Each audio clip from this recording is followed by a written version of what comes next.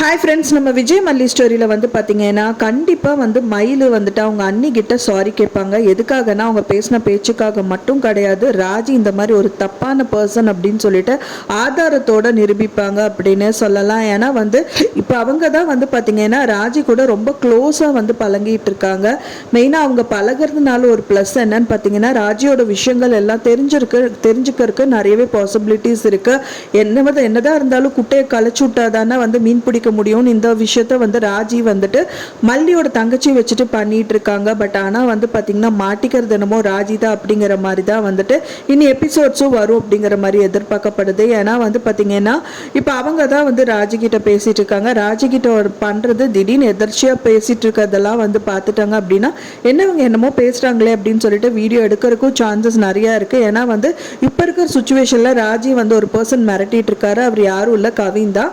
சுடரோட விஷயத்தை காமிச்சிட்டு மிரட்டிட்டு அவங்க காசு வேணும்னு சொல்லிட்டு கேட்டுட்டு இருக்காங்க. ஸோ இது மூலியமாவே வந்து ராஜி கண்டிப்பாக சிக்குவாங்க.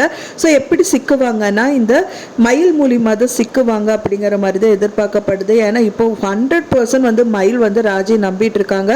ஸோ அதுக்காக அவங்க அண்ணின்னு கூட பார்க்காம அண்ணியை வந்து சரமாரியாக திட்டிட்டு இருக்காங்க.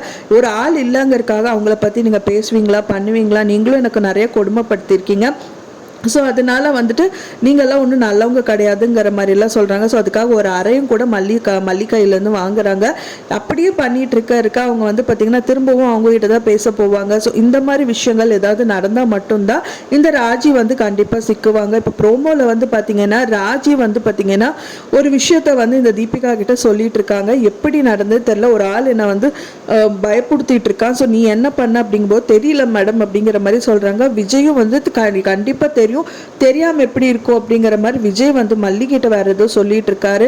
ஸோ இந்த மாதிரி விஷயங்கள் எல்லாம் போயிட்டு இருக்கு. ஒரு பக்கம் வந்து பாத்தீங்கன்னா தீபிகா வந்துட்டு அவங்க பொண்ணே மிரட்டிட்டு இருக்காங்க. இன்னொன்னு வந்து பாத்தீங்கன்னா அவங்க ரொம்ப சங்கடப்பட்டுதான் பேசிட்டு இருக்காங்க. ஸோ என்னதான் இருந்தாலும் வெண்பா என்னோட ஃப்ரெண்டு தானே, அவளோட காலில் இந்த மாதிரி விஷயங்களை பண்ணிட்டு நீங்க என்ன ஜெயிக்க வைக்கணும்னா அந்த சந்தோஷம் எனக்கு தேவையில்லைங்கிற மாதிரி அந்த குழந்தை வந்து கண்டிப்பா அவங்க அம்மா கிட்ட பேசும். ஸோ அதை பார்த்துட்டு இந்த தீபிகா ரொம்ப அழுது போயிட்டு அந்த வெண்பா கிட்ட போய் சாரி கேட்டுட்டு சரி நான் இனிமேல் எதுவுமே சொல்ல மாட்டேன், நீங்கள் 2 பேர் ஃப்ரெண்ட்ஸாக இருங்க அப்படின்னு சொல்கிறதுக்கு நிறையவே பாசிபிலிட்டிஸ் இருக்குது. ஸோ அதுவும் வெயிட் பண்ணி பார்க்கலாம் ஃப்ரெண்ட்ஸ், என்ன நடக்க போகுது அப்படின்னு சொல்லிட்டு. நான் சொன்ன இந்த தகவல் உங்களுக்கு பிடிச்சிருந்தா மறக்காமல் லைக் பண்ணுங்கள், ஷேர் பண்ணுங்கள், கமெண்ட் பண்ணுங்கள், சப்ஸ்கிரைப் பண்ணுங்கள். மேலும் இன்னொரு மல்லி சீரியல் அப்டேட்டோட நெக்ஸ்ட் மீட் பண்ணுறேன். தேங்க்ஸ் ஃபார் வாட்சிங் மை வீடியோ ஃப்ரெண்ட்ஸ். நெக்ஸ்ட் வீடியோவில் பார்க்கலாம்.